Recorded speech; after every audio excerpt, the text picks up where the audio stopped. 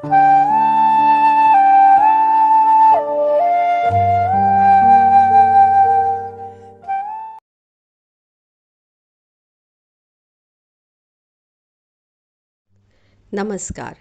Carrying four KG two પીજીમાં આપનું હાર્દિક સ્વાગત છે.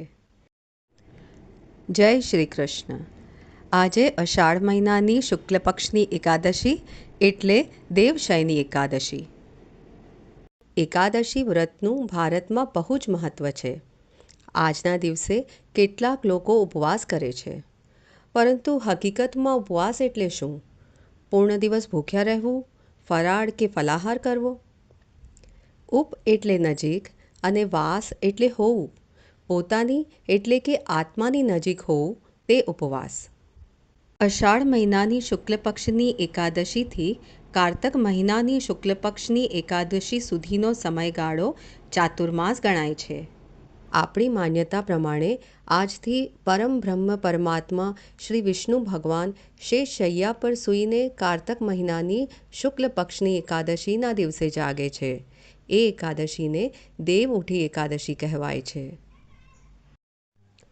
વર્ષના આ તૃતીય વર્ષાવાસ ચાતુર્માસમાં ખેડૂત જમીનમાં સારા બી નાખીને સતત મહેનત અને જતનથી સોના જેવો મબલક પાક મેળવી ધરતીને ધન્ય કરે છે, પુષ્ટ કરે છે.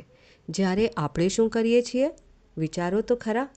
આપણે ક્યારે આપણા આત્માની ખેતી કરી છે ખરી? આપણે અત્યાર સુધી શું શું ખાવું, કેવું ખાવું, કઈ હોટેલમાં ખાવા જવું, આ બધી બાબતોમાં જિંદગી કાઢી. શું એ યોગ્ય છે?